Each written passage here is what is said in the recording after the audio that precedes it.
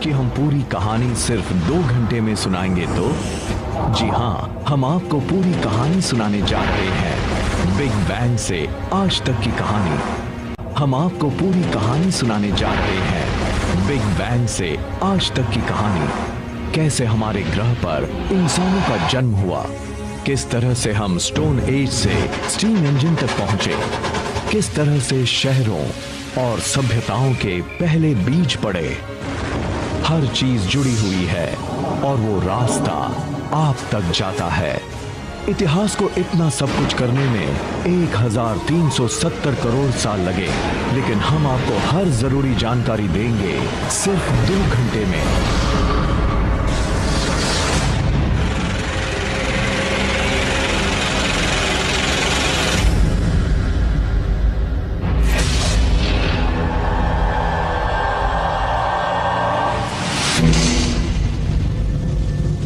ये है हमारा नवजात ब्रह्मांड। आने वाले दिनों में जो भी होगा, जिस भी चीज का वजूद होगा, उसकी शुरुआत यहां से हुई। ऊर्जा के इस छोटे से स्रोत से, वो स्रोत जो एक परमाणु से भी छोटा है। हम आज जिस इतिहास को जानते हैं, उसकी शुरुआत बड़े ही रहस्यमय हुई थी। हम वजह तो शायद न जान पाए, लेकिन हमारे ब्रह्मांड में अचानक विस्फोट हो गया।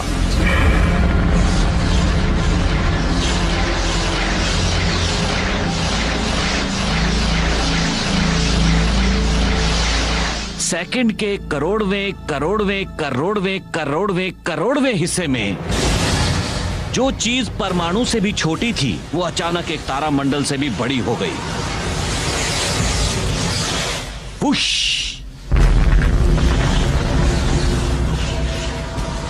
आप जिसे देख रहे हैं वो ऊर्जा है, और अगले 2 घंटे में हम जो दिखाने जा रहे हैं उसे समझने के लिए ये बेहद अहम है।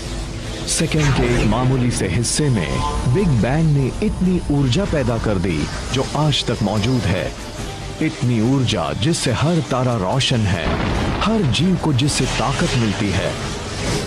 हम जितनी भी ऊर्जा का इस्तेमाल करते हैं वो उस वक्त की है जब कायनात बनी थी। जब हम कार में पेट्रोल डालते हैं, तब हम उस ऊर्जा का इस्तेमाल करते हैं जो बिग बैंग के वक्त बनी थी। हम ब्रह्मांड की ऊर्जा का इस्तेमाल करते हैं।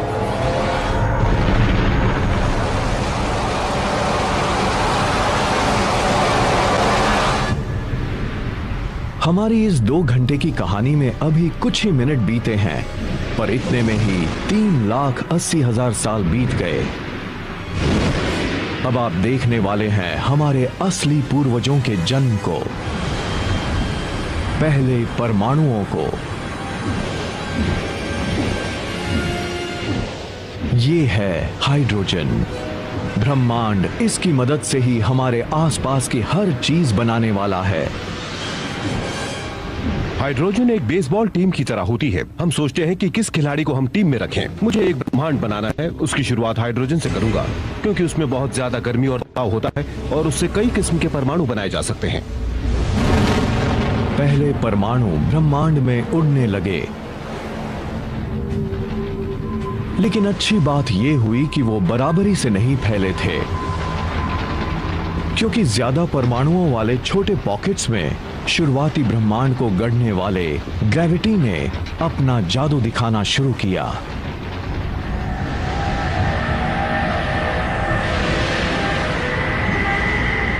पहले तारामंडल बनने लगे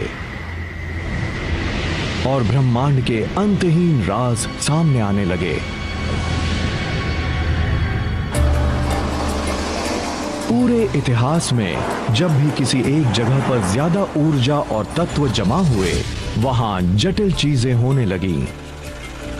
पूरे ब्रह्मांड में कई ऐसे इलाके थे जहां पर बहुत बड़े पैमाने पर क्रिएटिविटी, साइंस और आर्ट नजर आ रहा था, और कई नई संस्कृतियां भी बनी, क्योंकि बहुत सारी चीजें एक दूसरे से इंटरैक्ट करने लगी थी। जाहिर सी बात है, जहां भी कुछ होगा वहां नई चीजें विकसित होंगी ही, और जहां कुछ है ही नहीं, वहां पर क्या विकास हो सकता है?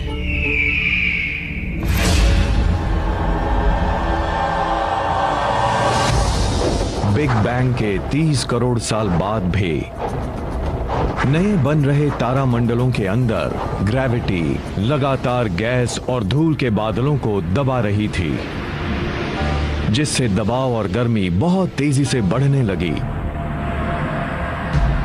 जब तापमान करीब 17.25 लाख सेल्सियस के आसपास पहुंच गया, तब हाइड्रोजन के अणु आपस में टकराने लगे, जिससे एक नया तत्व बना हीलियम, और उससे निकलने लगे ऊर्जा के तेज गुबार।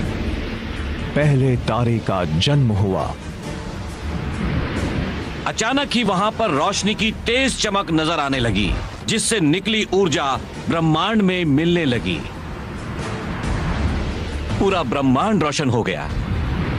लेकिन इस शुरुआती ब्रह्मांड में किसी चीज की कमी थी। तारे तो करोड़ों थे, पर ग्रह एक भी नहीं था। ग्रह बनाने और फिर इंसान की रचना करने के लिए अगला कदम उठाना था, जिसकी वजह से आज तक का इतिहास बना। उसके लिए ब्रह्मांड के पास सिर्फ हाइड्रोजन और हीलियम गैसें ही थीं। हर जटिल चीज, हर वो भारी चीज जिससे कुछ बनाया जा सकता है, मसलन आयन या जीवन या ऐसी दूसरी चीजें कार्बन से बनी थी, लेकिन वो असल में तारों में बनाई गई थी। हम भले ही अपने सूरज जैसे तारे को प्रकाश का स्रोत माने, पर उसके अंदर एक और बहुत बड़ी घटना हो रही थी। तारे तत्व बनाने की फैक्ट्री हैं। वो हाइड्रोजन को हीलियम से, हीलियम को लिथियम से मिलाकर 25 ऐसे आम तत्व बना रहे थे जो जीने के लिए जरूरी थे, जिनमें कार्बन, ऑक्सीजन, नाइट्रोजन और आयन भी शामिल थे। मतलब 1200 करोड़ साल पहले ही तारे वो तत्व बनाने लगे थे जिनसे आयन एज शुरू हो सकता था, जिनसे शहरों के लिए इमारतें और इंसान के बनाए कुछ बेहतरीन स्मारक बन सकते थे।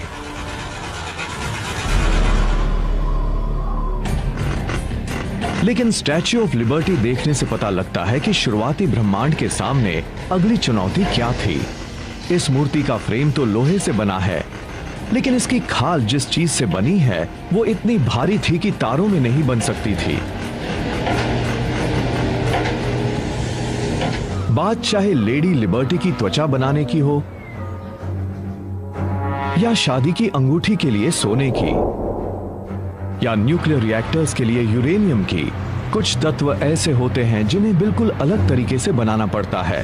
तारों के पास इस काम को अंजाम देने लायक ऊर्जा नहीं थी, लेकिन जब तत्व बनाने वाली फैक्ट्री में इतना दम ही ना हो तो उसे उड़ा देने में क्या बुराई है। पहले तारे बनने के कुछ लाख साल बाद ही उनमें से कुछ में अचानक विस्फोट हो गया। वैम! इन विस्फोटों को सुपरनोवा कहते हैं और ये ब्रह्मांड में बिग बैंग के बाद सबसे बड़े विस्फोट थे। उससे जो ऊर्जा निकली उसने ज्यादा भारी तत्वों को एक दूसरे में मिलाना शुरू किया। विस्फोट के साथ वो तारे तो खत्म हो गए, लेकिन उनसे बना यूरेनियम, सोना और हमारी दुनिया में मौजूद दूसरे तत्व, जिनमें से एक तांबा भी था। पीरियोडिक टेबल ऑफ एलिमेंट्स असल में ब्रह्मांड में मौजूद पिंडों की एक लाइब्रेरी है, जिनसे हमारी दुनिया बनी। उनमें से ज्यादातर चीजें तो उस खास केमिस्ट्री सेट से ही निकली थीं।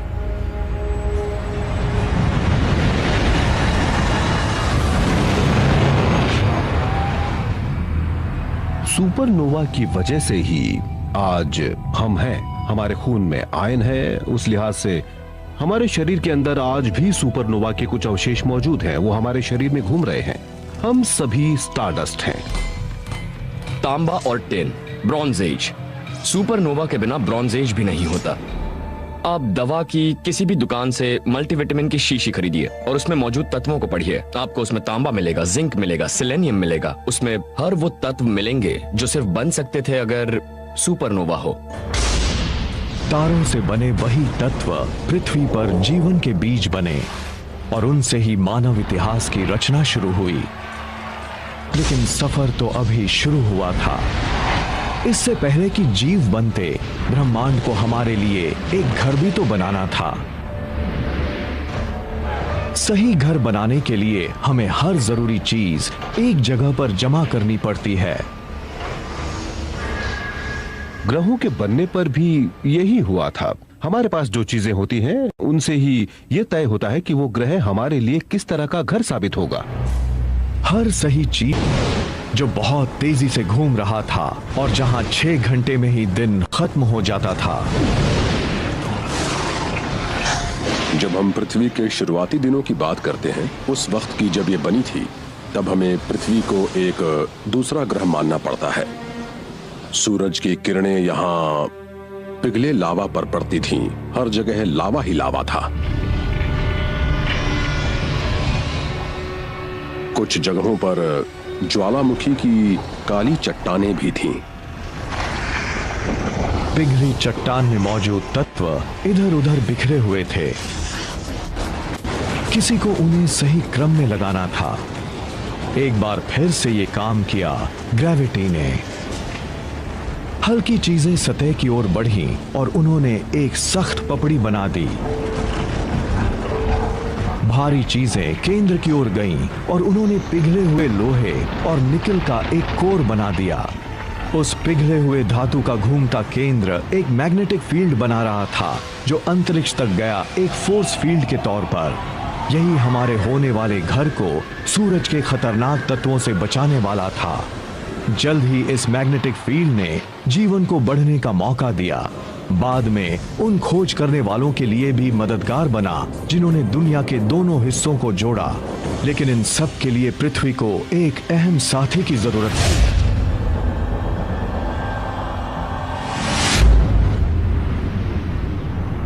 साढ़े 400 करोड़ साल पहले मंगल ग्रह के बराबर का एक पिंड करीब 40,000 किलोमीटर प्रति घंटे की रफ्तार से पृथ्वी से टकराया।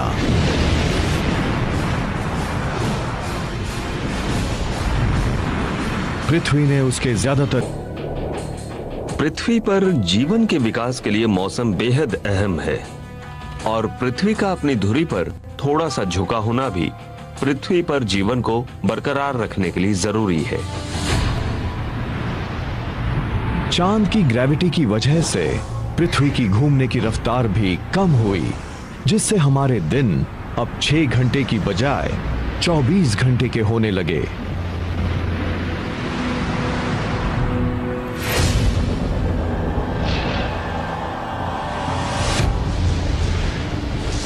$440 करोड़ साल पहले पृथ्वी पर इतनी गर्मी थी कि तरल पानी रह ही नहीं सकता था, लेकिन वायुमंडल में पानी की भाप थी।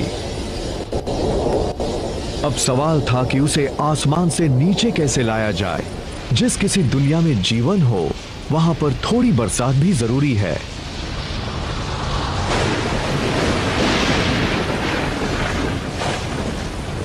कई लाख साल पहले जब पृथ्वी ठंडी हुई, तब बारिश होने लगी, जिससे तालाब बने, झीलें बनी और फिर महासागर बने।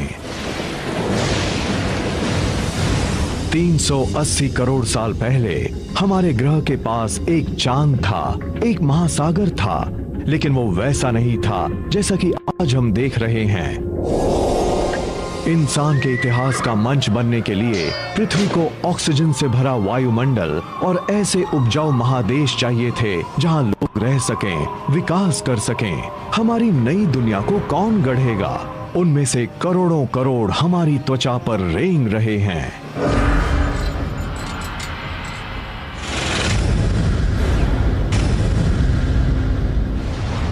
हम आपको दुनिया का इतिहास 2 घंटे में बता रहे हैं। बिग बैंग से लेकर आज तक की कहानी। हमारी आज की दुनिया में इससे जुड़े कई सुराग छिपे हैं। दरअसल इस तरह की संरचनाओं में पृथ्वी पर जीवन की शुरुआत के रहस्यमय सुराग छिपे हुए हैं।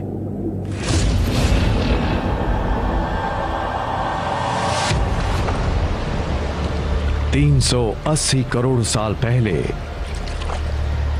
हमारे शुरुआती महासागरों की सतह के नीचे एक नई क्रांति हो रही थी। 6 मामूली से तत्व, जिनमें से एक बिग बैंग से निकला हाइड्रोजन भी था और तारों से बने ऑक्सीजन, कार्बन और नाइट्रोजन भी थे। इन सब ने मिलकर जीवों की रचना शुरू कर दी, हमारी भी। उनमें से सबसे खूबसूरत था डीएनए, उसके छल्लों के नीचे छिपे थे जीवन के कोड। हमारी पृथ्वी के बनने के 7 लाख साल बाद पृथ्वी पर जीवन भी शुरू हो गया। हम किसी दानव के कंधों पर नहीं, बल्कि छोटे छोटे जीवों के कंधों पर सवार हैं, बैक्टीरिया पर। हम बड़े ही अहंकारी हैं। हमें लगता है कि ये दुनिया हम चला रहे हैं, लेकिन हम इस दुनिया में ही काफी देर से आए हैं। जानवरों से काफी पहले यहाँ बैक्टीरिया आ चुके थे, फिर जानवर आए और हमें लगा कि हमने उनकी सल्तनत ही मिटा दी। अगर हमने वो सल्तनत खत्म कर दी होती तो हम भी नहीं रहते। हमारे शरीर के अंदर बैक्टीरिया की पूरी फौज है। असल में हम सबके शरीर में इतने बैक्टीरिया हैं जितने की पूरी दुनिया में इंसान। कई करोड़ों साल तक इस दुनिया पर इस तरह के जीवाणुओं का ही राज था।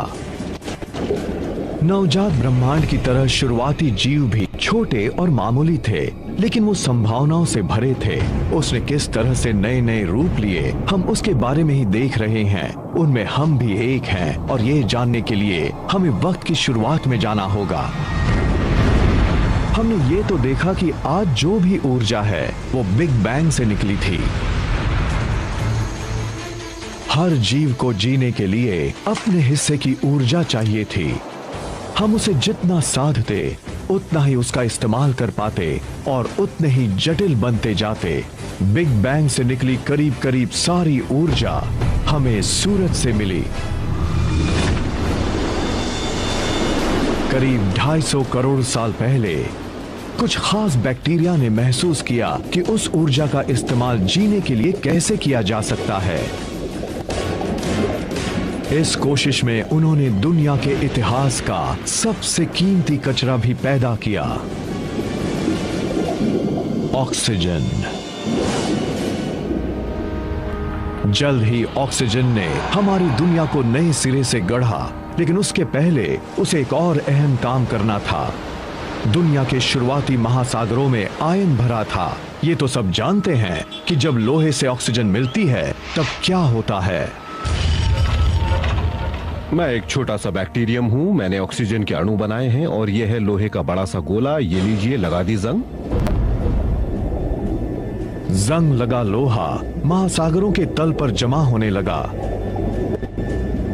कई करोड़ों साल बाद ये विशाल ढेर बाहर आया तो दुनिया के लिए लोहे और स्टील का एक अहम स्रोत बन गया।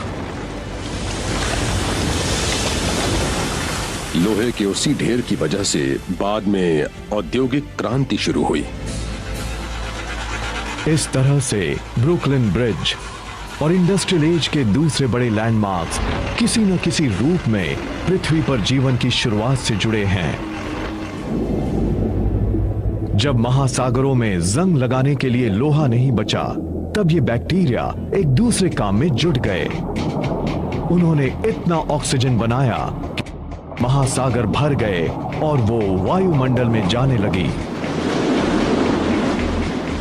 उसके बाद तो हमारा ग्रह हमारे सौर मंडल के दूसरे ग्रहों से बिल्कुल अलग बन गया।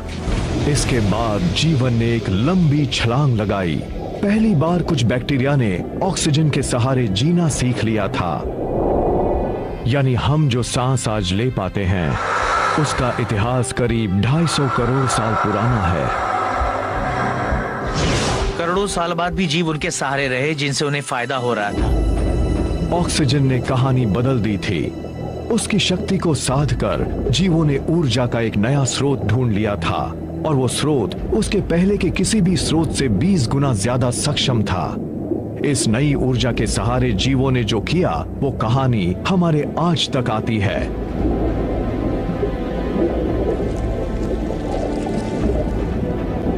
अगले 200 करोड़ साल में जीवन और जटिल हो गया था। आसमान नीला हो गया और उसकी वजह से महासागर भी नीले नजर आने लगे। अब ज्यादा बड़े और ठोस महादेश यानी कॉन्टिनेंट्स उभरने लगे थे। पृथ्वी काफी हद तक वैसी लगने लगी थी जिसे आज हम अपना घर कहते हैं।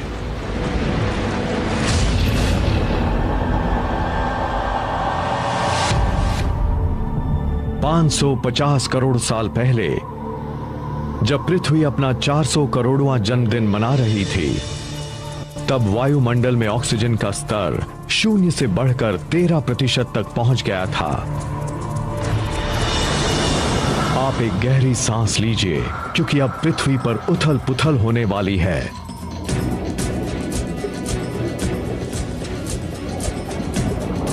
ये है कैम्ब्रियन एक्सप्लोजन, एक बायोलॉजिकल बिग बैंग। जब ऑक्सीजन की मात्रा बढ़ जाती है तब आकार बढ़ता है और जटिलताएं भी। ऑक्सीजन हमें ऐसा करने देती है।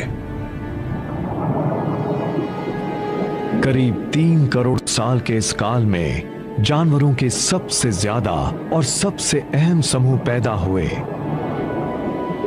करीब 50 करोड़ साल पहले समंदर में पहली कांटे वाली मछली पैदा हुई। ये मछलियां हमारी पूर्वज हैं। हालांकि ये देखने में हमारे जैसी नहीं लगती, लेकिन इनमें ऐसे अंग थे जिनसे हमारे शरीर के अंग बने, जिनमें रीढ़ की हड्डी, दांत और जबड़े वाला मुंह शामिल था। हमें अपनी पूर्वज मछलियों से बहुत कुछ मिला है। असल में आज के सारे रीढ़ वाले जीव उन मछलियों के बॉडी प्लान पर बने हैं। पृथ्वी के इतिहास के पहले 400 करोड़ साल में पौधे और जीव समंदरों तक ही सीमित थे, लेकिन अब ये सब बदलने लगा था। ऑक्सीजन के साथ ही ओजोन लेयर बना, जो हमें सूर्य के खतरनाक रेडिएशन से बचाता है। पौधे सबसे पहले आगे बढ़े।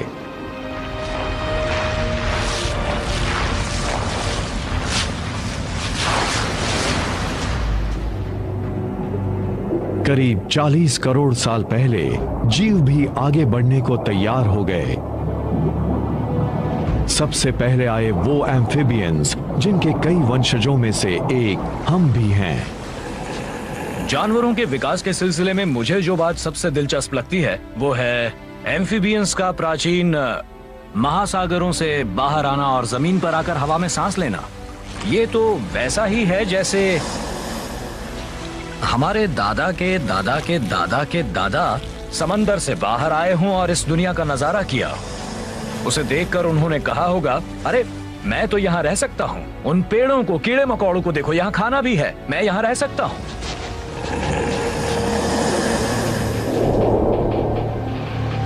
फिर वो दिन भी आया जब इंसानों ने हर जगह पर कब्जा जमा लिया।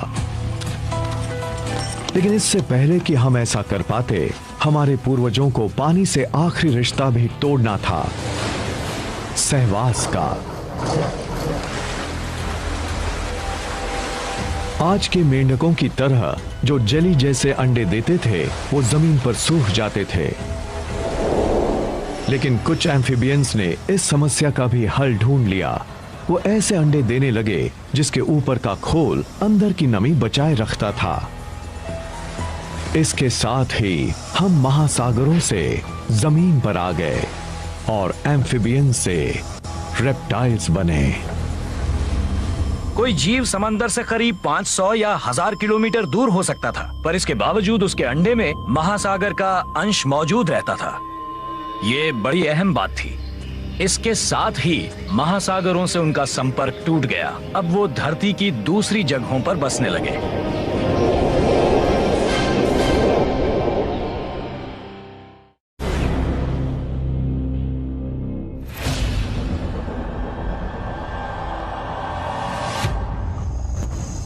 तीस करोड़ साल पहले जीवन विशाल हरे भरे दलदलों में पल रहा था, लेकिन पृथ्वी वहां पर एक नया खेल रच रही थी। वहां पौधों की मौत होती तो वो वहीं पर दफन हो जाते थे। बिग बैंग से जो ऊर्जा पैदा हुई थी, वो पौधों के जरिए जमीन के नीचे तक जाने लगी थी और कोयला बनने लगा था। ये आने वाले करोड़ों साल बाद इंसानों के लिए एक बेशकीमती तोहफा साबित होने वाला था।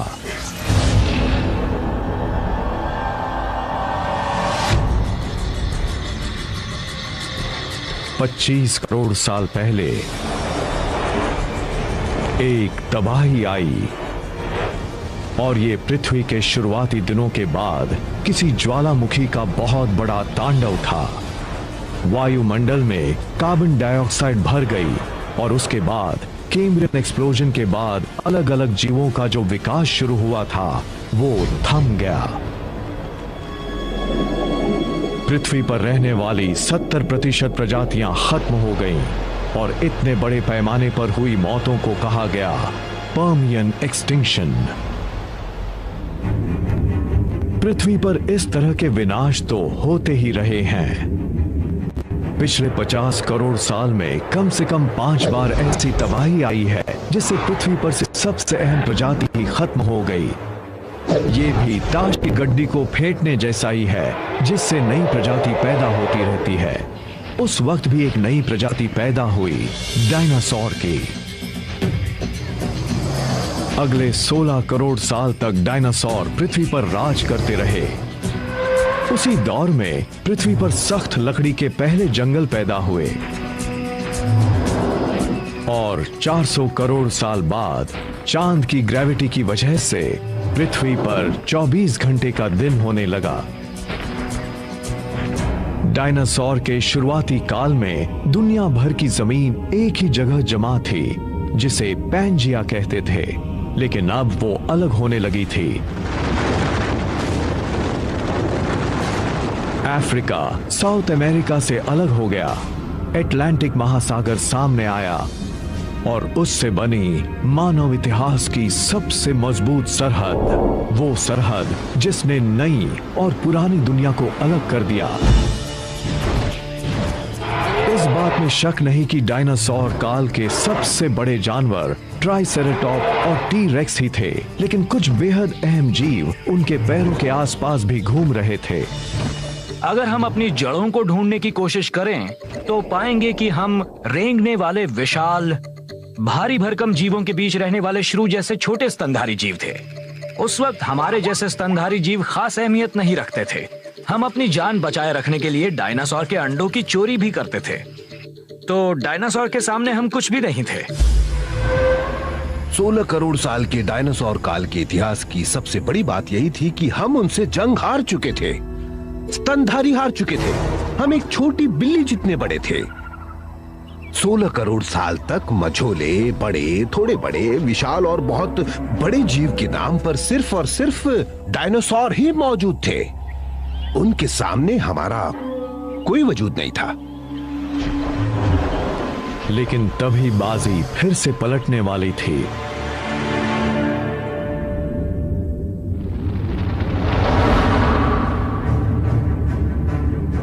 साढ़े 6 करोड़ साल पहले करीब 10 किलोमीटर चौड़ी चीज जो शायद एक एस्टेरॉयड था पृथ्वी से टकराया।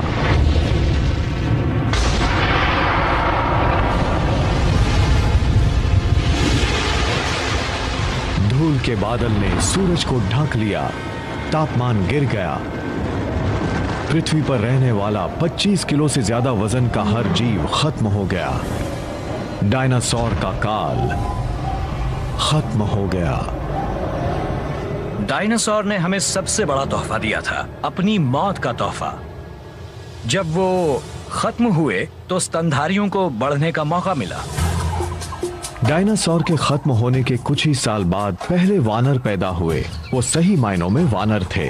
उनके बाद के रूपों में एक हम भी हैं और विकास के क्रम में उन स्तनधारियों को सामने देखने वाली आंखें मिली जिनसे वो गहराई का अंदाजा लगा सकते थे और लचीले हाथ मिले जिनमें 5 उंगलियां थीं। उनकी 5 उंगलियां थीं हमारी तरह, जिनसे वो किसी चीज को पकड़ सकते थे। और अगर आप उन जीवों को देखें जिनकी उंगलियां हमारी तरह नहीं हैं, तो आप पाएंगे कि वो किसी चीज को एक सीमा तक ही पकड़ सकते हैं या उन्हें मैनिपुलेट कर सकते हैं। 5 करोड़ साल पहले हमारे पूर्वज उस ग्रह पर विकसित हो रहे थे जो गर्म हो रहा था। वो इतना गर्म था कि ध्रुवों पर भी जंगल थे। उसके बाद महादेश यानी कॉन्टिनेंट्स अलग हुए और अफ्रीका और अमेरिका ने अपना रूप ले लिया। लेकिन नॉर्थ अफ्रीका यानी आज का इजिप्ट एक प्राचीन समंदर के नीचे था। उस समंदर के तल पर खोल वाले छोटे छोटे जीव रहते थे नेम्यूलाइटिस, कैल्शियम और कार्बन से बने उनके खोल समंदर के तल पर कई करोड़ साल तक जमा होते रहे और उनसे बने चूना पत्थर, वो चूना पत्थर जिससे पिरामिड बनाए गए। अगर आप इन पिरामिडों को ध्यान से देखें तो साफ पता लगता है कि 4000 साल पहले बनी ये इमारतें असल में 5 करोड़ साल पुराने सी शेल से बनी हैं।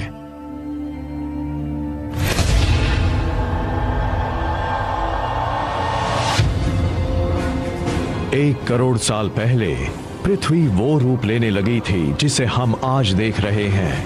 कोलोराडो नदी ग्रैंड कैनियन बनाने लगी थी। हिमालय जैसी पर्वतमालाएं खड़ी होने लगी थीं। वो इतनी ऊंची थीं कि उनसे मौसम का पैटर्न बदलने लगा। उससे पृथ्वी भी ठंडी होने लगी थी। पनामा का इस्थमुस अब नॉर्थ और साउथ अमेरिका को जोड़ने लगा था। इसके बाद अटलांटिक और प्रशांत महासागर एक दूसरे के करीब आए तो महासागरों में उफान आ गया और दुनिया आइस एज की ओर जाने लगी। जब पृथ्वी ठंडी होने लगी तब हमारे वानर पूर्वज गर्म इलाकों में ही बने रहे, लेकिन एक ऐसा जीव उभरने लगा था जिससे उनके वजूद को खतरा पैदा हो गया था।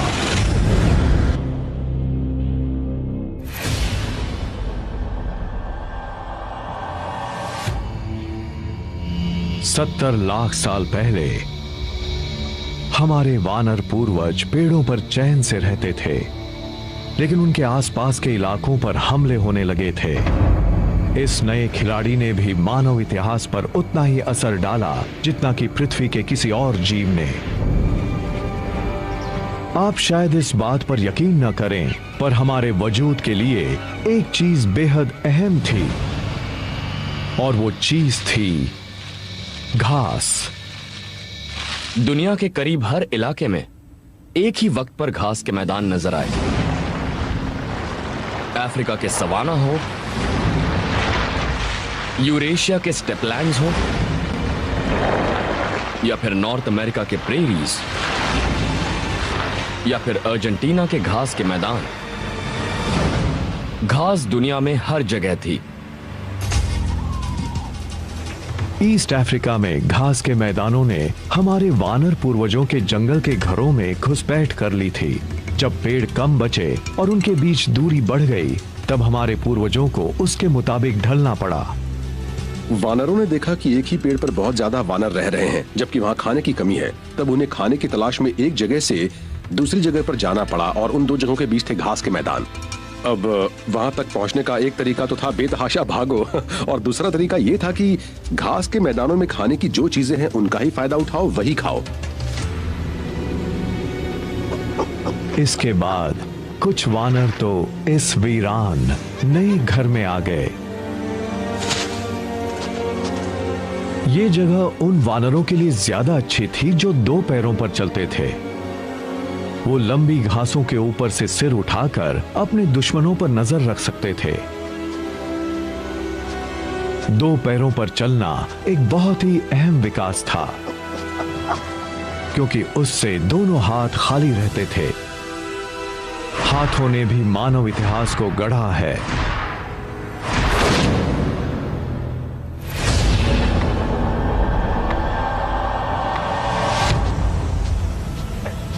$26 लाख साल पहले प्रोटो ह्यूमंस या होमिनिड्स जिस दुनिया में घूमते थे, वहां की धरती सिलिकॉन से भरी थी।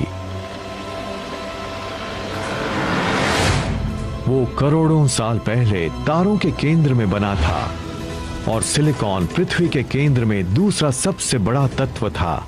उसकी एक बहुत बड़ी खूबी ये थी कि वो ऑक्सीजन के साथ जुड़कर क्रिस्टल बनाता था, जिससे ठोस पत्थर बनते थे और उस पत्थर को जब गढ़ा जाता तब वो टूटता नहीं था। होमिनिड्स ने 26 लाख साल पहले ही क्रिप्टोक्रिस्टलिन सिलिकेट्स को तोड़ना सीख लिया था, जिससे धारदार किनारे बनते थे और लोग उनका इस्तेमाल 26 लाख साल तक करते रहे। जैसे ही मामूली से पत्थर पर धारदार किनारा बना, हमारे पास एक हथौड़ा आ गया। हमें काटने का एक हथियार मिल गया। पत्थर की एक मामूली से हथियार की मदद से इंसान अब 1000 ऐसे काम कर सकता था जो वो पहले नहीं कर पाता।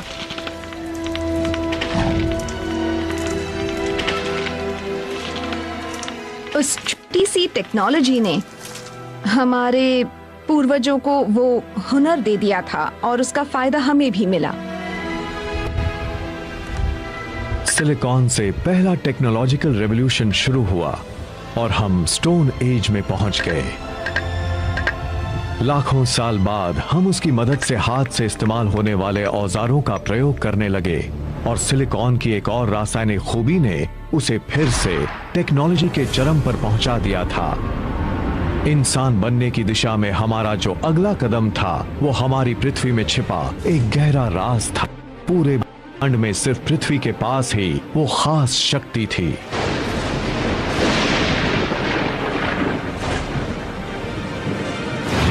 सौर मंडल के तमाम ग्रहों और चांदों में सिर्फ पृथ्वी पर ही ऐसी खास खूबी है जिससे कि यहाँ आग जल सकती है।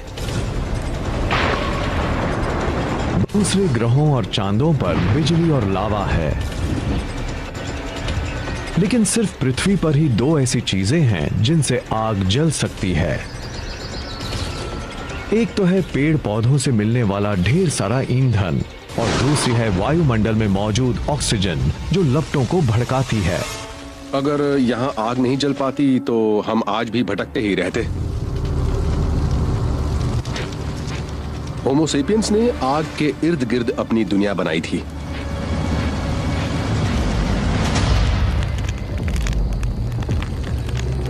हमारे पूर्वजों ने 8 लाख साल पहले ही आग को काबू में रखना सीख लिया था। ये वो हुनर था जो हमें शुरुआत से जोड़ता है। आप ये तो नहीं भूले होंगे कि बिग बैंग से कितनी ऊर्जा निकली थी और उस ऊर्जा में से अपना हिस्सा पाने के लिए किस तरह से मुकाबला शुरू हुआ था। आग पर खाना पकाने का मतलब था कि हमें खाने को पचाने के लिए एक और पेट मिल गया था जो हमें ज्यादा कैलोरी देता था, ज्यादा ताकत देता था, इससे ज्यादा बड़े दिमाग को सहारा मिल रहा था। आग एक बेहतरीन टेक्नोलॉजी भी थी। जल्द ही हमने मिट्टी से बर्तन, धातु से हथियार और पानी से भाप की शक्ति का इस्तेमाल सीख लिया। अगर हमारे पास आग नहीं होती तो इंटरनल कंबशन इंजन भी नहीं होते, आग नहीं होती तो धातु नहीं होते, आग के बिना रबर नहीं होता। ये वो टेक्नोलॉजी थी जिसने उनके लिए संभावनाओं के दरवाजे खोल दिए जो उसका इस्तेमाल करना जानते थे।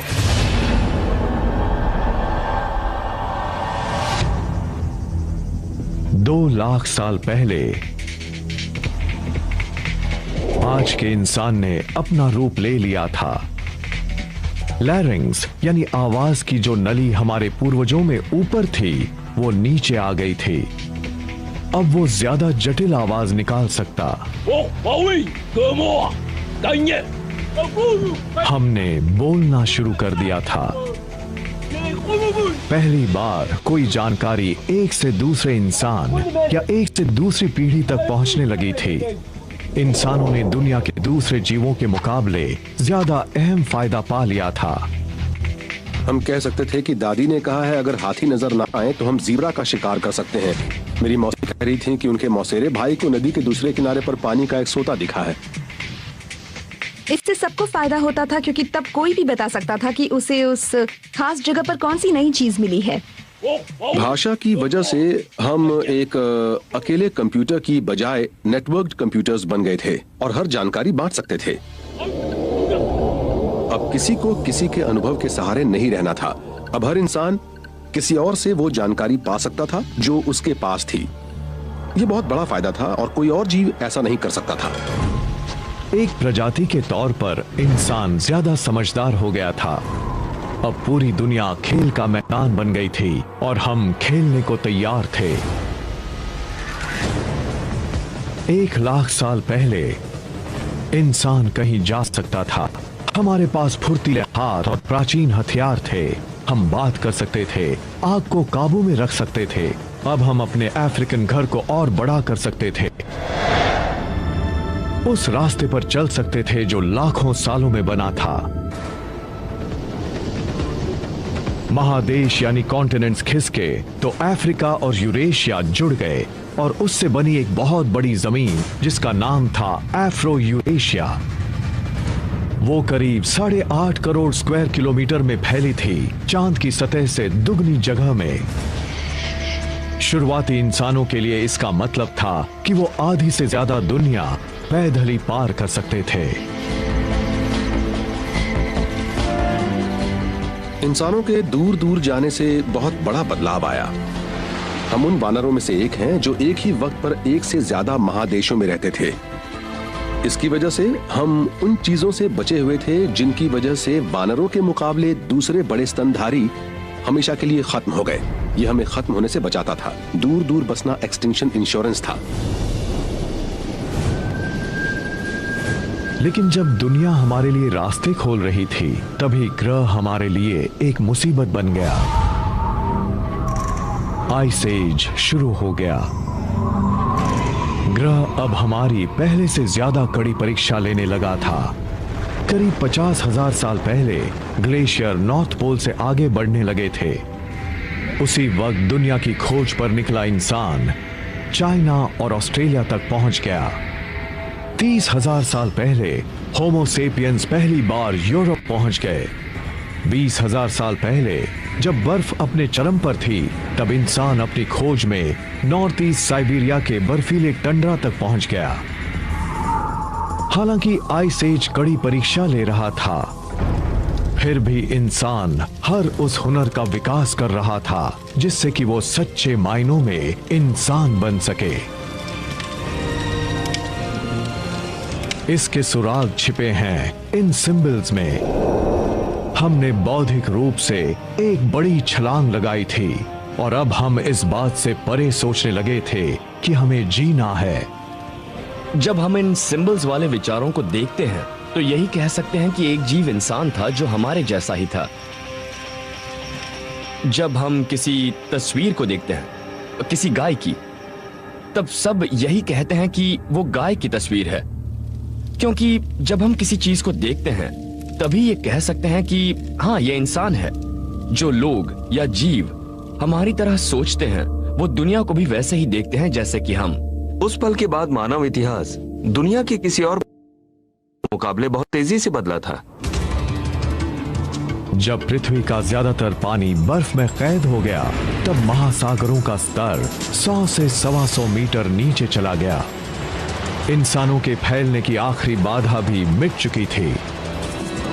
हम बेरिंग लैंड ब्रिज को पार करके साइबेरिया से पहुंच गए।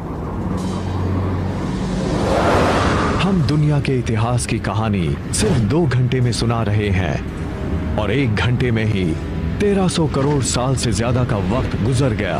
तैयारियों के इन सालों में इंसान वजूद में आए और दुनिया भर में फैल गए। इसके बाद मानव का वो इतिहास शुरू हुआ जिसे हम जानते हैं।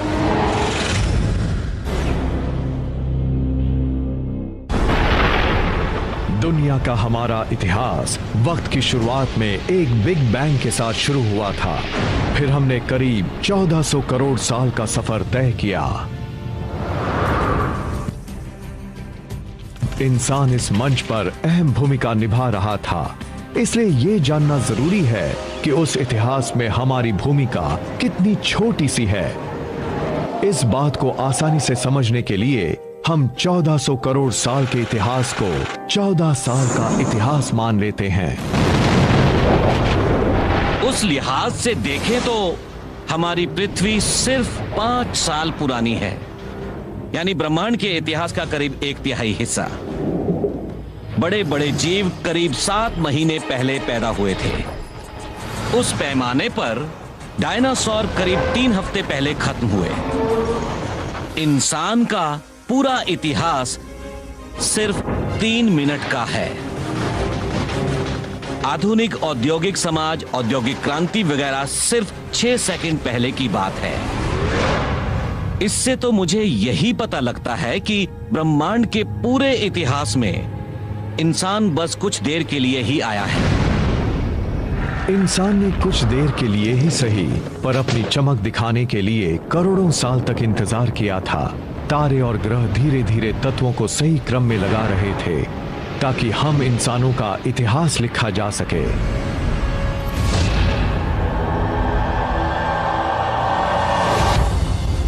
10,000 BC में अफ्रीका से बाहर आने के 1 लाख साल के अंदर ही इंसान साउथ अमेरिका तक पहुंच गया था।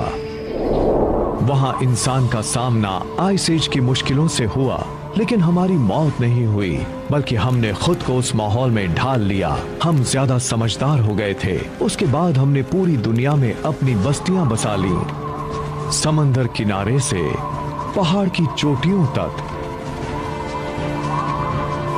हरे भरे मैदानों से लेकर रेगिस्तानों तक, हर जगह इंसान थे।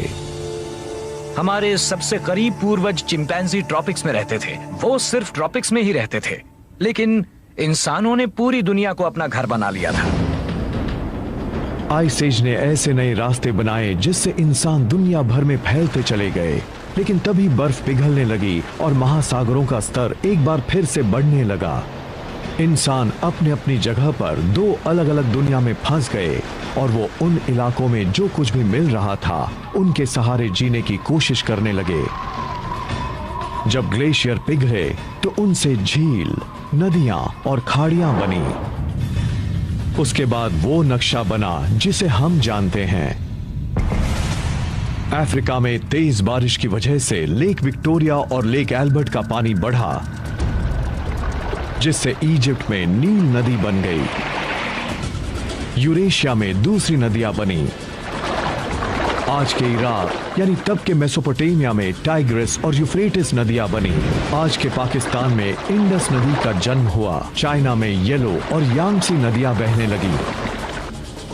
बर्फ की उन चादरों के पिघलने के बाद इन सारी नदियों ने ही मानव इतिहास को गढ़ने में बड़ी अहम भूमिका निभाई थी। इन नदी घाटियों की उपजाऊ जमीन और वहां के पानी ने सभ्यता के पहले बीज बो दिए। आइस एज के बाद जब मौसम गर्म हुआ तब पौधे और इंसान भारी संख्या में बढ़ने लगे और तब इंसान एक ही जगह पर बसने लगे। स्थायी बस्तियां बसने लगीं, आबादी बढ़ने लगी।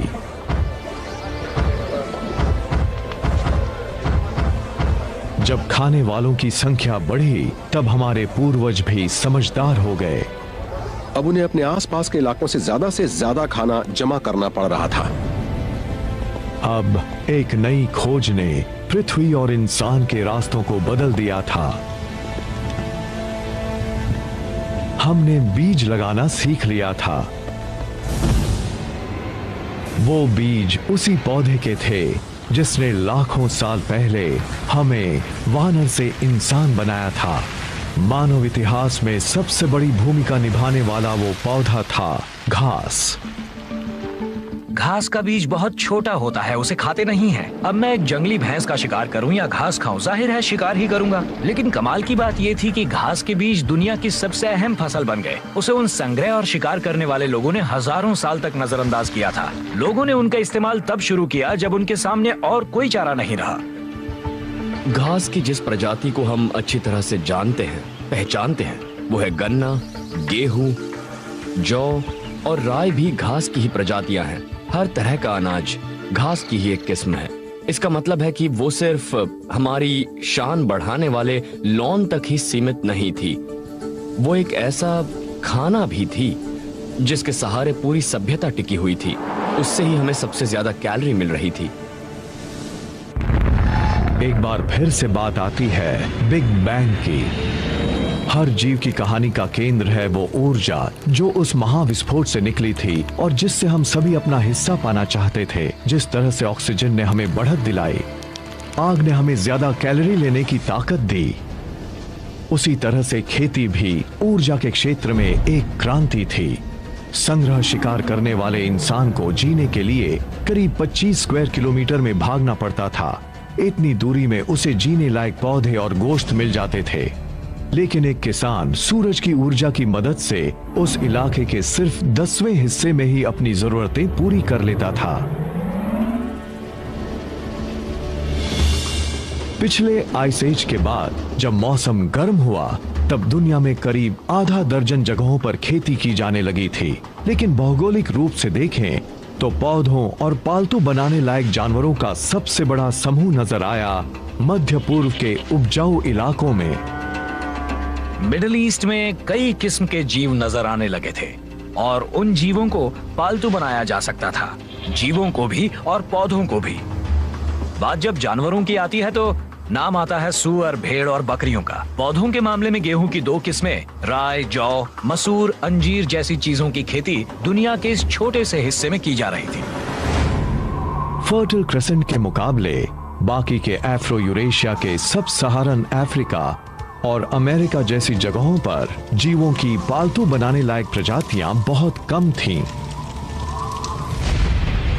ये एक बहुत बड़ा फर्क था। जिन लोगों के पास पौधों और जीवों का सही तालमेल था वो ज्यादा शक्तिशाली बन गए और वो आधुनिकता की ओर भी बहुत तेजी से बढ़े।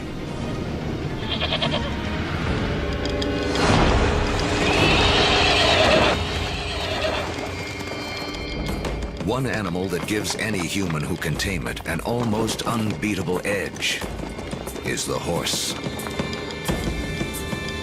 It's a little-known fact that although horses first evolved in the Americas, they died out there along with many other large mammals around 10,000 BC. There were at least 3 species of Ice Age horses in North America, maybe more. Some as small as ponies, some as big as Clydesdales. And they had evolved in North America for 40 million years. They're part of the whole history, and then they're gone. They're gone. These powerful potential allies disappear before they can be used by the first North Americans. Fortunately, before that happened, large numbers of horses escaped back across the Bering Strait land bridge and spread out across the great grasslands, the steppe lands of Central Eurasia. A narrow escape that had a profound effect on human history. Around 4000 BC, nomadic people in Central Asia learned to tame them for the first time. Domesticated horses will be harnessed across Eurasia, advancing everything from work to warfare. Perhaps no other animal has had a bigger influence on the course of human history. And the circle wouldn't be complete for another 5,000 years, when Christopher Columbus would bring horses with him on his second voyage to the Americas. His horses would be the first to set hooves in the Americas since the Great Die-Off over 10,000 years earlier.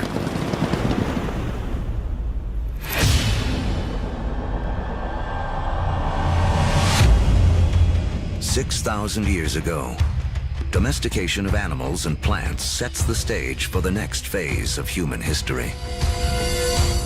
Like clouds of interstellar dust gathering in material to form stars, a type of gravity is at work as places like Sumeria, located in part of the Fertile Crescent known as Mesopotamia, draw in people, support large populations, and spin up into centers of power and innovation.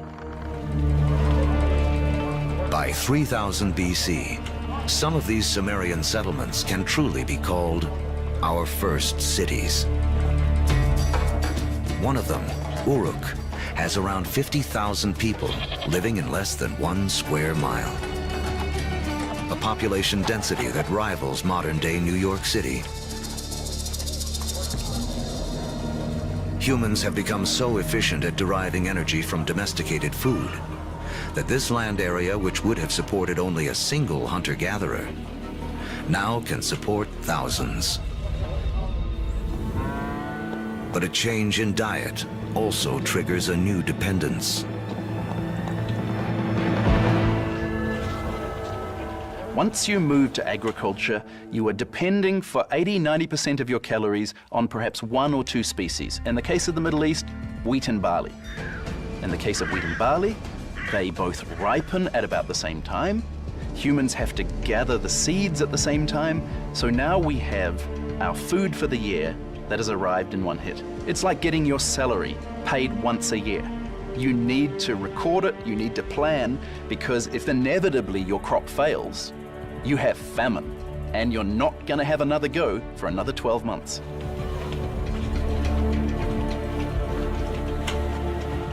In these first cities, crops are king. To keep track of them, our ancestors developed the first writing. To protect them, the first armies. And to administer them, the beginnings of politics. When you have hundreds or thousands of people who are living together, there's simply too many people to sort of run around and create a census. It creates a need for government. It creates a need for some form of social and political hierarchy. Planting seeds has set man on a new path. Settlements have grown into cities. But to take the next epic step from city to civilization, we'll need the help of a very surprising creature.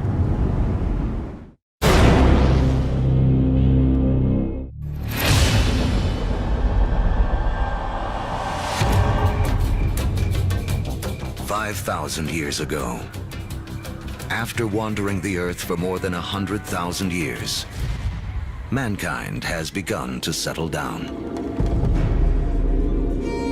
We cluster near rivers, along the Tigris and Euphrates, the Nile, the Indus, the Yellow and Yangtze. Civilizations are about to take off. But first, they must all master one thing: trade. The more they exchange goods and learn from other lands, the faster they grow. It seems that long-distance trade and communication is a necessary precursor to allow urban civilization as we know it. And surprisingly, the first civilizations arise on the back of a creature with a lowly reputation in the modern world: the donkey. The donkey caravan is the interstate highway and high-speed internet of its day. Their routes will lay the groundwork for the modern world. Moving not only goods like timber and bronze, but ideas and stories.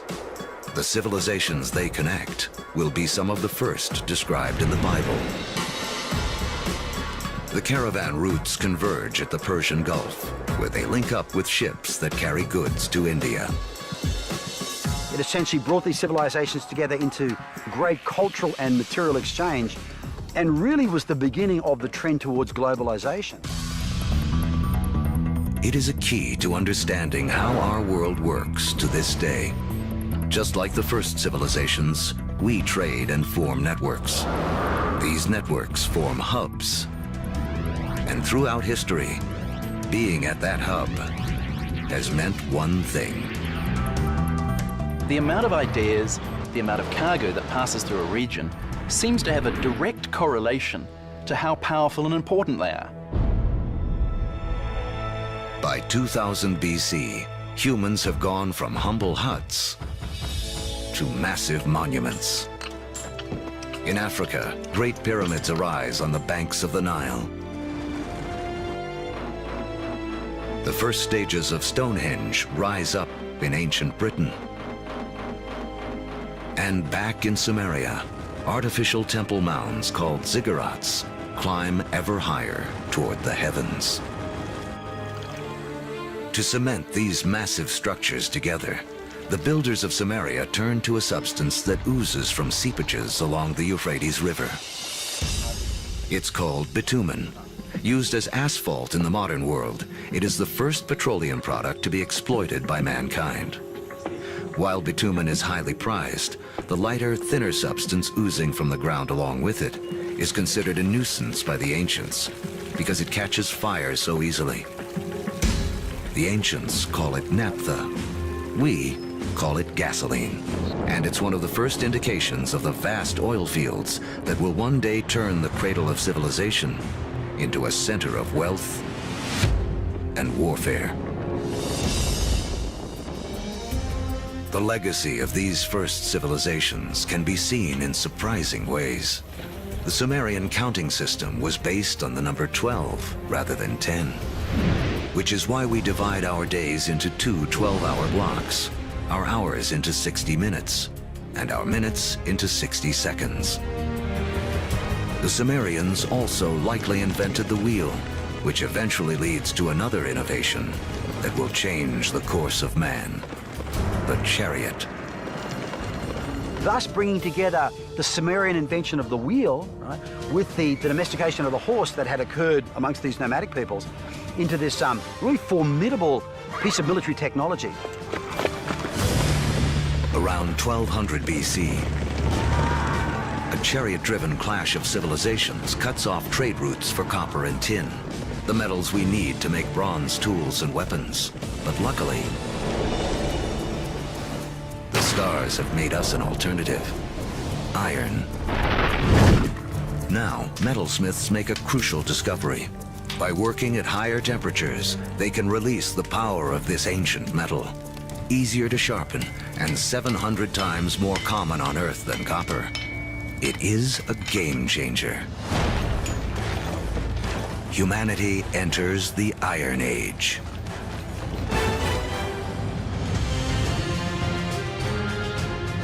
As we reach the first millennium BC, history has taken us on a wild ride. From the initial blast of the Big Bang to the formation of Earth and its first creatures, and the rise of man.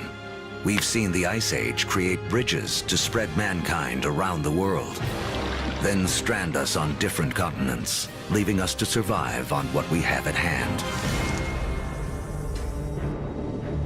So by 1000 BC, the world remains a divided place. The trade network that connects much of Eurasia and North Africa doesn't yet penetrate the planet's driest deserts or cross the vastest oceans. Cut off by geography are people in places like sub-Saharan Africa and the Americas. With few easy-to-domesticate plants and animals of their own, they remain tied to more ancient ways of life.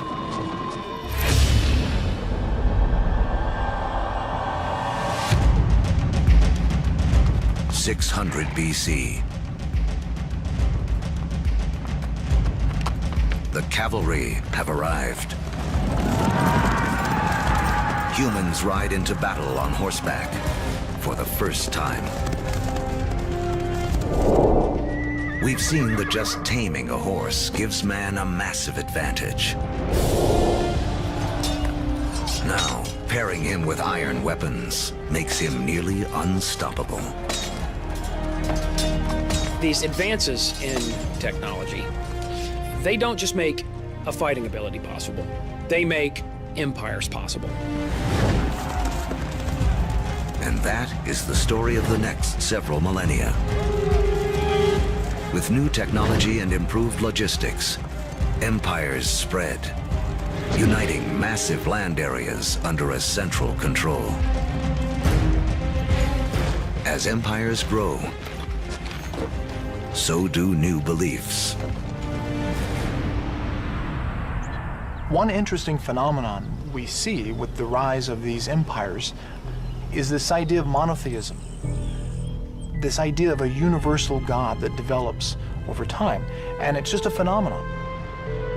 Judaism emerges, from which we eventually get Christianity and Islam.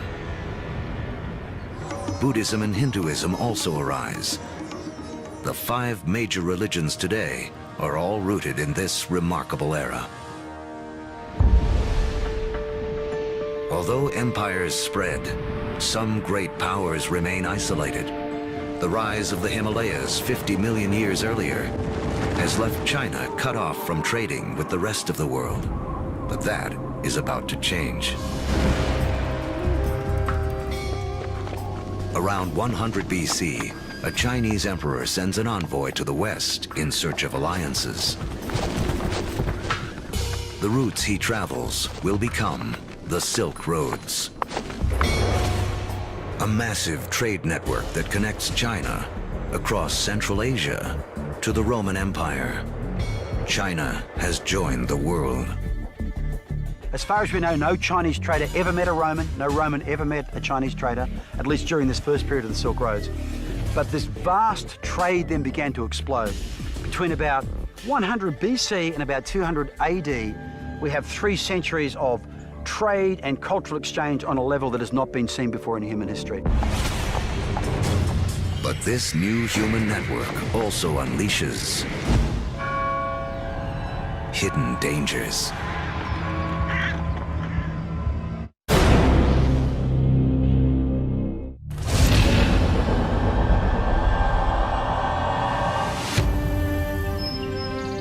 By the beginning of the Common Era, great empires have risen and a massive trading network connects most of Europe and Asia. But the trade routes also carry an invisible threat. Disease. Massive epidemics that some blame for taking down both the Roman Empire and China's Han Dynasty.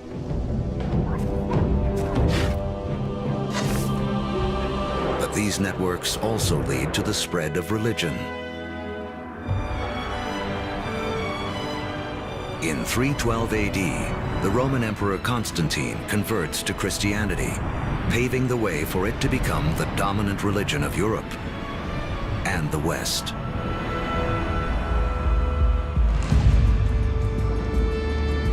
Three centuries later, Islam also emerges. A religion that will, for a time, unify a territory 2.5 times larger than Rome ever was.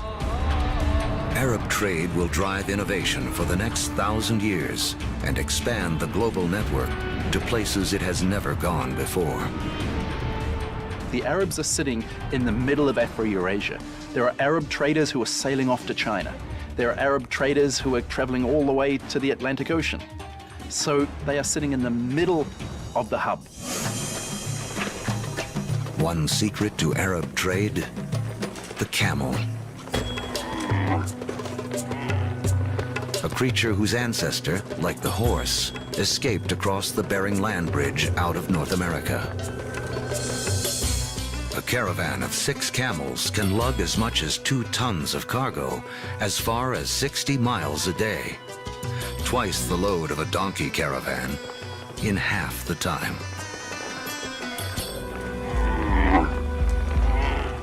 For the first time, camel caravans open up reliable trade routes across the formidable Sahara Desert, leading to the formation of the first states in West Africa. Arabic trade expands, moving salt from the Sahara to Rome, rice from Eastern Asia to India, the secrets of making paper out of China into Europe, and countless other inventions and ideas around the world. Where does our word for lemon come from? Where does our word for coffee come from? They're all Arabic, because the Arabs brought a huge number of food crops into Europe. Oranges, citrus crops, they come from South China, yet they don't make it to the West until the Great Age of the Arabs. In Islamic North Africa, one Italian merchant named Leonardo Fibonacci becomes well-schooled in the ways of Arab traders. He picks up on a simple but ingenious counting system that originated in India but is used extensively in the Arab world. His writings will spread this knowledge to Europe and around the globe. With everyone counting the same way, business and trade will explode. And because of Fibonacci, people today still almost universally use the numbers known as Arabic numerals. But there is another idea Arab traders will spread, something even more influential. It originates in China around 800 AD. A Chinese alchemist in search of an elixir for long life instead stumbles upon chemistry that can bring sudden death. He combines carbon and sulfur with saltpeter, a compound made of potassium, nitrogen, and oxygen. Forged in the stars, these elements now come together to make gunpowder. The recipe for gunpowder eventually moves west across the Silk Roads to the Islamic world. where Muslim warriors use it to fire cannonballs at Christian crusaders.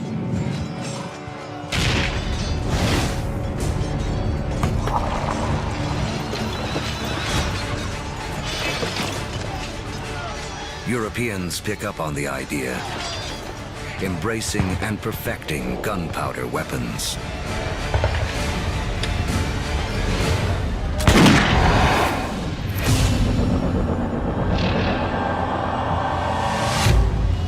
(1492 AD). There are roughly 400 million people in the world, but it is still divided in two. In the Americas, the civilizations of the Aztecs, Mayans, and Incas have all arisen. While halfway around the world, in the aftermath of the fall of Rome, Europe has cracked like an egg into individual states. For Italian-born Christopher Columbus, this means he can appeal for funding from a succession of European rulers.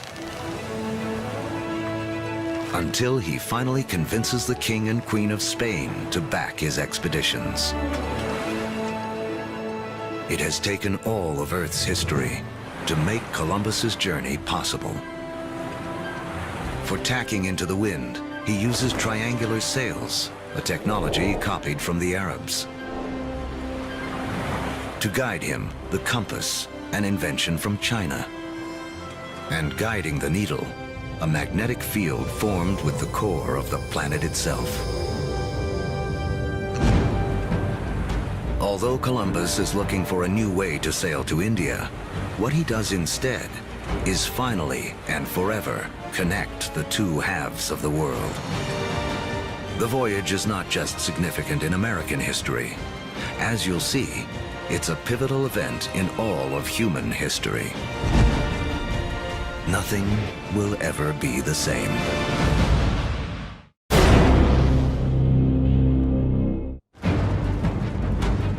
The end of the Ice Age marooned large pockets of humanity on separate sides of the globe for over 15,000 years. Now, that's all about to change. The voyage of Christopher Columbus in 1492 is taught as one of the most significant events in American history. In fact, it's one of the most significant events in all of human history. Prior to that voyage, the Great World Zones had existed largely in isolation. By crossing the Atlantic, Columbus opens up the vast American world zone, these two enormous continents of North and South America, with the millions of people that are living there, the resources that are available. And for the first time, people living in Eurasia become aware of this other part of the world. Until the voyage of Columbus, these people may as well have been living on different planets, so isolated were they. A trade network that started with the first civilizations, connected Europe, Asia, and Africa, now reaches across the Atlantic. In this vast new global network, new hubs will form. And once again, power will shift. For most of the last 2,000 years, Europe hasn't been that important. Then we get the age of Columbus, and what do you know? This is exactly the time where we see the rise of the West. This is when the West starts taking over, when it gets itself smack bang in the middle of the biggest exchange network the world has ever seen. Now, foods that had been isolated on disconnected continents begin to move around the world. Maize from the Americas shows up in Egypt and China. Potatoes from the Andes prove perfectly suited to the soils of Ireland and Russia. The old Fertile Crescent grains, like wheat, begin to feed the Americas. New foods mean more calories, more energy. Within 3 centuries of Columbus's voyage, the population of the world will more than double to 900 million. But the unequal hands dealt to the two hemispheres now play out in a deadly climax. European conquistadors, inheritors of the agriculture and animals of the Fertile Crescent, and the trade spread along the vast networks of the Old World, come bearing guns, riding horses, and carrying infectious diseases. The result, slaughter. In the years following Columbus's first voyage, 95% of the native population in the Americas will die from European guns and germs.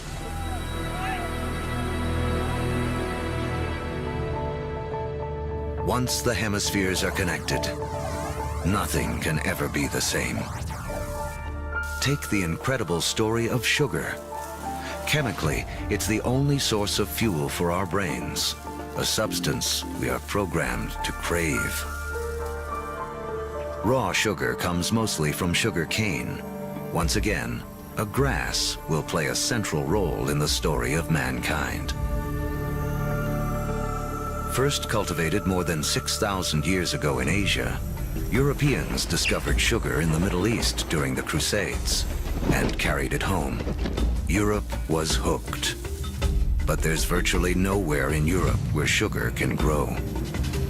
Then we have Christopher Columbus and the discovery of the New World. And the Spanish conquistadors, yes, they initially are very interested in the gold and the silver, but really, they just want to make it rich. They don't care how they're going to make it rich. And once the gold and the silver has been looted, the next step is to open sugar plantations. The Spanish themselves don't want to work in the sugar plantations. They start looking around for a new labor force. And over on the other side of the Atlantic, there is a place where they can buy slaves. And if we look at the history of slavery, the #1 destination of slaves from Africa are sugar plantations.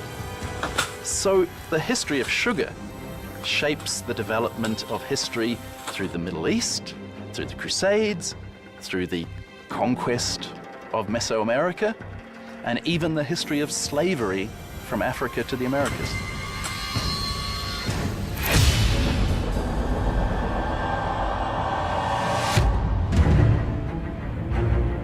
In the year 1700, mankind has hit a wall. Most humans continue to live simple lives, more like our ancient ancestors than our own. When you think back to the world in 1700, most people were farmers, most people practiced small-scale subsistence agriculture, most manufacturing was done in workshops. In 1700, it takes over a year for cargo and information to circle the planet, longer than it would take us today to get to Mars. What's holding us back is how we power our lives. In Egypt of 2000 BC, 90% of all work was done by human muscle, with animals kicking in the rest. By 1700 in Europe, the majority of work, 70%, is still driven by human muscle. Muscle power alone can't clear the path to the modern age. But there's a breakthrough hidden deep within the Earth.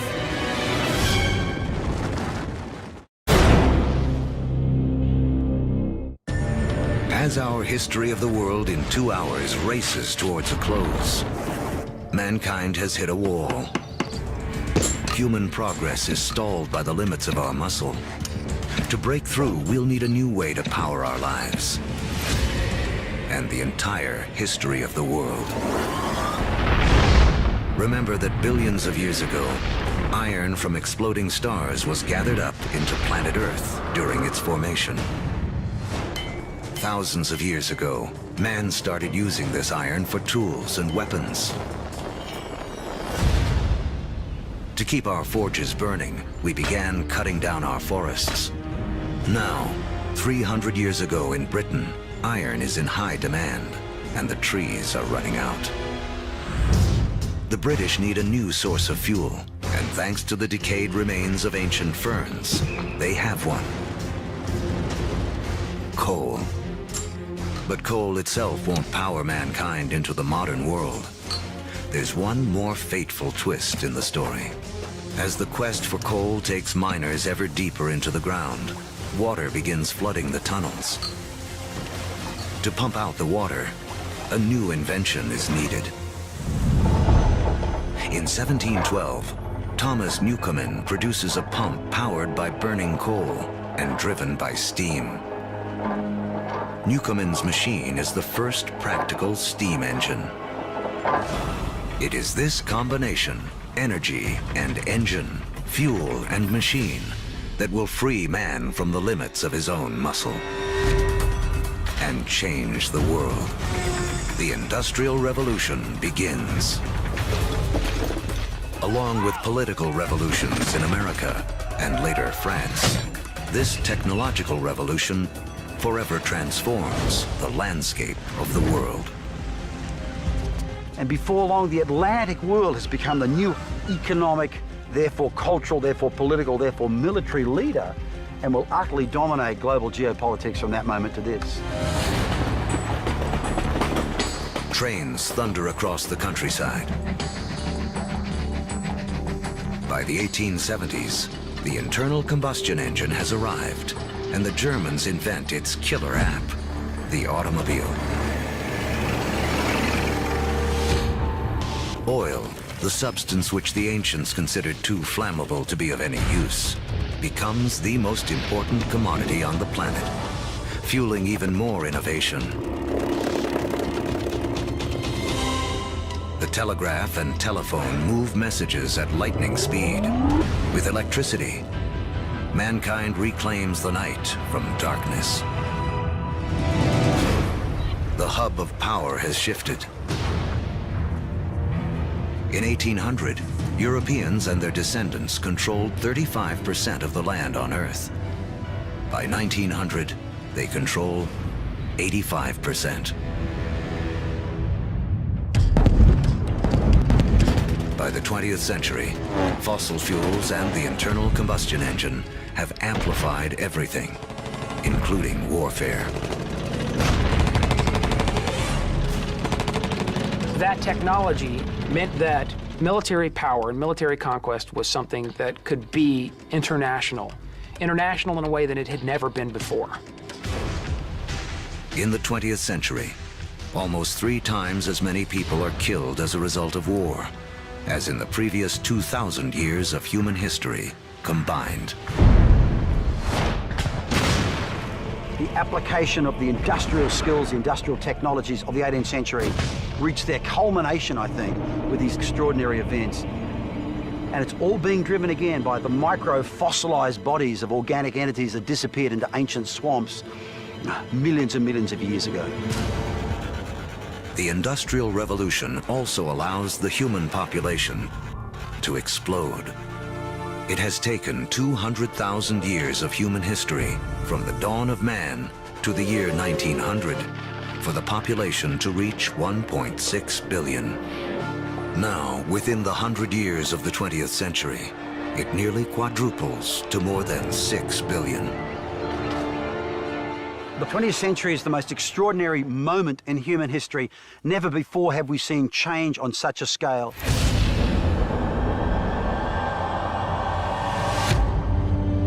Today, humans number close to 7 billion. We are the dominant players on the planet. We have learned to harness 50,000 times more energy than our ancestors just 10,000 years ago. This energy drives our fast-paced lives and a literal worldwide web, a network that, as we have seen, has been in the making for as long as humans have walked the Earth. Our 2-hour story is coming to an end, a story that really began 14 billion years ago with a tiny universe where everything was all in one place. Then the Big Bang. All the energy that has ever existed, created in an instant. Gravity sculpted our universe. For billions of years, stars and supernovas created all the elements we would eventually need. Then an extreme Earth took shape and settled into just the right conditions to support life. As the planet evolved, life competed for energy and grew more and more complex. Eventually, the conditions were right for our species to rise. We mastered stone and fire. When the Ice Age came, we spread around the planet. And when the ice melted, we were stranded on different continents. we learned to bend plants and animals to our will. We built cities, then civilizations. We created a vast network that linked empires, joined continents, then crossed oceans.